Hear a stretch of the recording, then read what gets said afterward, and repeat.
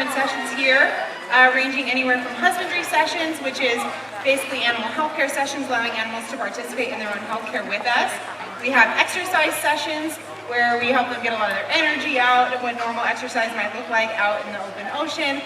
We have learn sessions, which is where we train and stimulate their minds and brains and allow them to kind of have some type of stimulation and enrichment where they can use what they naturally would and work with us to train different behaviors. We have play sessions where we just get a chance to kind of hang out with them and let them interact with each other, interact with objects like toys and different enrichment. A little bit more free-flowing for those sections. Relationship sessions, which are really great because that allows us the opportunity to build relationships with our animals. And then of course, one that you might have just seen right now, a show we do consider a session and allows us the opportunity to not only have an audience participate in the enrichment of our animals, but it allows them to do lots of different things, especially interacting with other animals on stage. So, one of the sessions we're going to be doing right now is a learn session. Now this is Binks. He's a 7-year-old male California sea lion. He weighs 400 pounds. He is learning a behavior that you just saw in the show. It's actually a backflip behavior. So, one of the first things that we do when we're interacting with our sea lions, trying to train more complex behaviors, is we introduce the idea of a target. So, at the top of that long pole, there's a little bead. You'll notice there's another one right over here. We have lots of different variations and sizes, and we can use those as tools to train more complex behaviors. A lot of people ask us how long it takes to train behaviors, and it really just depends on the type of behavior that we're training. I like to describe different behaviors like math behaviors, where it's like you start with addition, subtraction, you can go to multiplication or division, and then you go up to calculus. So the more complex you get, the more steps you have to take to get to that, the more time it usually takes to train a behavior. So this behavior is a very complex behavior. One of the first things she's doing is asking him to touch the target with the tip of his nose. Again, this is one of the approximations or small steps that we're taking in order to allow our animals to build into those bigger behaviors. There's lots of tiny approximations and small steps that can take anywhere from a couple weeks all the way up to multiple years to be able to train something as complex as this behavior. So she's using that target pole. Now, originally when we train targets, we start with smaller targets, little ones that are probably about 2 feet long. We'll also use our hands as well. And those are really great ways to not only build relationships, but to allow us to shape bigger and smaller behaviors.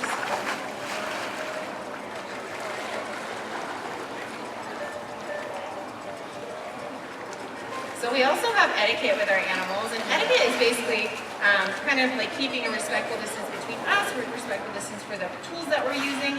So we're asking them to stay calm and confident on those objects. So what she's looking for is him just to be able to sit underneath that and to be able to come up underneath it, not worried about interacting with it or touching with it too much. We do desense them to targets as well. And then she builds that shape. So she's using that target to lead him around in a backwards motion and go under the water. But one of the important things about training this behavior is the animal has to have enough power to come up out of the water. So that's why she started with that high target touch, because it allows him the opportunity to come straight up out of the water. He's going to use those muscles that he needs in order to eventually be able to come up and flip in the air. Very nice. You can see that's a hand target right there. She's looking a little bit at shape. She's utilizing all of her space. We are very multidimensional here, so we don't just train in one space and one dimension. And this allows our animals to really learn concepts. Right there, she's looking at the shape that she's going to eventually want when he comes out of the water, him being able to fully tuck his head all the way back and make that rotation a little bit more strong and manageable when he knows the motion already within his body. Now, there's a lot of things we look for when we're working through sessions. Obviously, we're looking for attention, we're looking for attitude. We want to make sure that this remains enriching for our animals. So the biggest thing about animal training is actually working with the animals, and one of our more important parts of our job is reading animal behavior, reading animal motivation, and that comes with just spending a lot of time with them, looking at their body language, because obviously sea lions can't speak to us. We joke about it in the show. We can't actually understand what they're saying when they're talking. So although they are very vocal animals, they don't necessarily always have that option, so they communicate by using their bodies. So it's really important that we're constantly paying attention to that, looking at their body posture and looking at the way that they're interacting with us during sessions, and that allows us to have good opportunities to continue to keep things positive and enriching and stimulating for them. Now you'll see she's just playing with him right now. So again, a lot of the things that we do here is building relationships with our animals.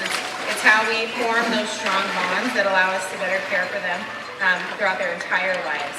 I think we're going to probably be finishing up here with Binks, and then we're going to be moving on to our next animal. He's going to say goodbye. Very nice.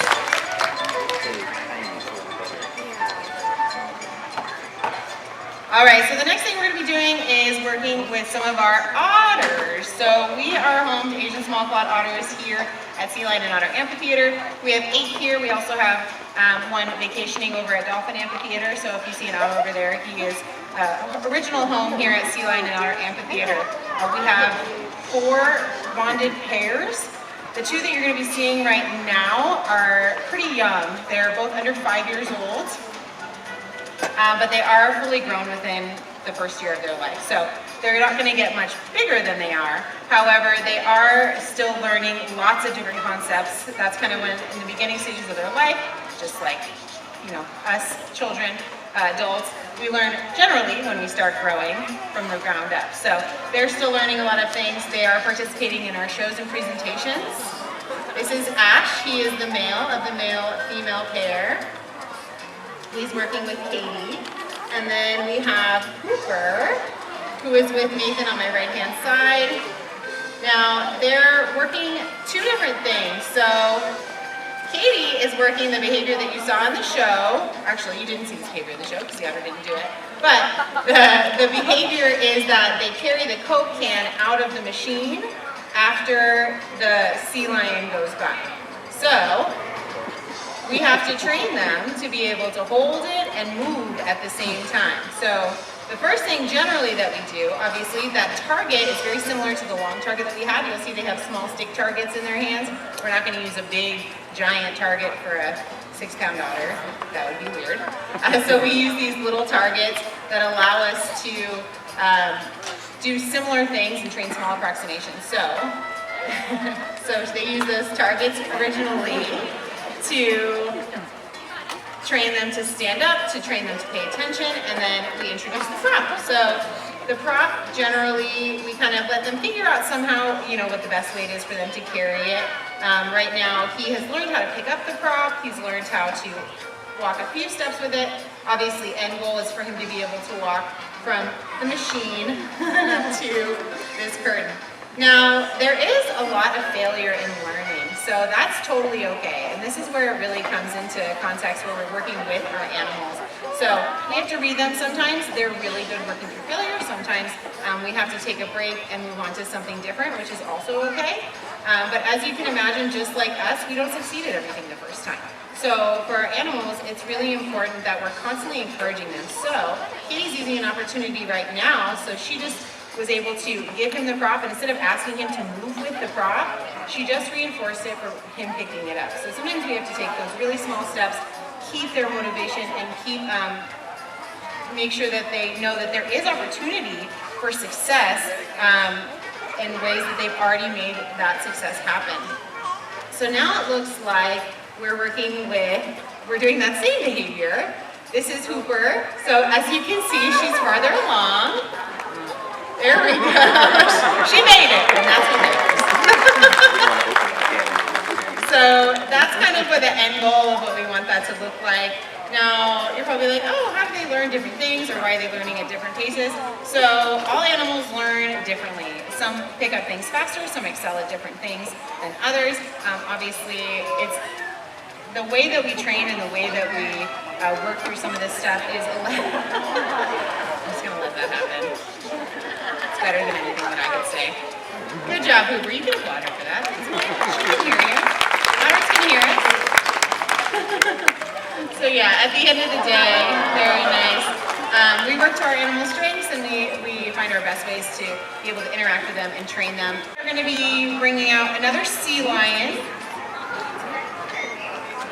Great, so we're going to be working a really interesting concept. It's called Find It, which is a more mental concept than physical. We show a prop to a sea lion, and then we ask them to go find its equivalent out in the environment. So this is really great because it allows the animals to form different types of behavior, and that in itself, where they have to actively go out and look for something, that gives them the opportunity to be stimulated without actually having to do anything physical. So we use frisbees here generally to get started. It's kind of one of the props that we have that has both props. So we send our animal away. We ask them to stay back there. He's just hanging out behind the curtain.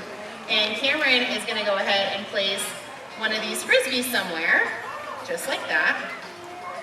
He's going to ask Harvey to come back out, and then he's going to ask Harvey to find it. So this, again, is a little bit more of a complicated concept for our animals because they have to be more free thinkers.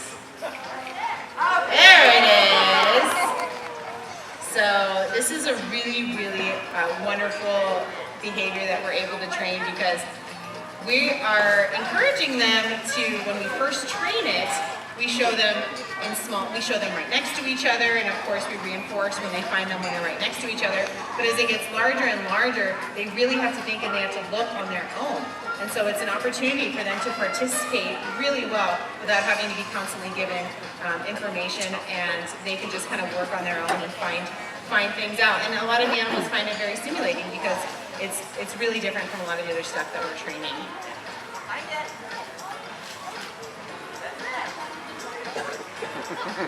Now you heard Cameron give that signal, so we use verbal signals, we use visual signals, and physical signals to interact with our sea lions. So Harvey's actively looking at me, and obviously I'm not. And you'll hear Cameron, oh. There it is! Good job, Harvey. Yeah, and you'll hear Cameron using some type of vocabulary. We use the words good boy, good job, keep going. All of that is just verbal encouragement when an animal is doing something correctly. We just try to kind of encourage them, say you're on the right track, what you're doing is good, keep going, and that allows them the opportunity to know that they still are succeeding and they're not just kind of wandering around aimlessly. Now, Harvey receives different types of reinforcement. Obviously, he's reinforced by our primary reinforcement was this fish, but he's one of our animals who's been conditioned and does find tactile reinforcing. So you kind of saw Cameron giving him a little bit of a rub, and that was something that he can find reinforcing if he's in the mood. Definitely. Where are we going? Right here. All right, perfect. Very nice. So I think we're going to go one more time with this. Here we go. We'll see how he does. And eventually we'll be able to move it to somewhere that he has to look a little bit harder, but he's actively looking. A lot of times, there it is. Now usually they check the place they just found it, right? So that's a smart thing to do. But he's able to constantly put it in different places and then have the opportunity for him to find it. So it's a really wonderful, like I said, concept for our animals to learn to be able to think on their own. Now we are going to finish up our Inside Look with one of our female sea lions that we have here at SeaWorld and Otter Amphitheater. This is Isla. She's 5 years old. She's going to be working a husbandry behavior. So right now she weighs about 150 pounds. So as you can see, there's a significant size difference between females and males. Generally females weigh about 200, sometimes even 300, 400 pounds less than a male. Now we are working on an ultrasound. So Ariel has our ultrasound machine, that's the binder, and then we have a mock probe that Stephanie is using right there in between. And meanwhile, Art is our control trainer, our primary trainer, who is just kind of keeping her calm and allowing, or asking her to hold still while we introduce those different things to her. So And he kind of mixes it up by asking a few different behaviors. And this is really great. This is what I was talking about before with animal husbandry. It allows the opportunities for animals to participate in their own health care. So that's a huge thing with us. We want them to be active participants, whether it's doing blood draws, doing ultrasounds, body checks. And as you can see, she was like, oh, maybe I didn't like that right there. That's totally fine. And that's why we do this, to give us the opportunity to take small approximations. And as you can see, she's continuing to go back into that. So that's telling us that she's like, it's okay, we can keep going. But as I was mentioning before, their body language. So they use different cues to let us know, maybe I'm not digging this right now, which is totally fine. So we can either ask the question again or we can move on. But she seems to be really comfortable. It's something we've been working for a little while now. All right, that finishes up our Inside Look. Thank you for a round of applause to our trainers and our animals. Thank you so much. Now, if you guys would like stamps, you can head all the way over here and over here. We have some people who are going to be able to stamp your Inside Look.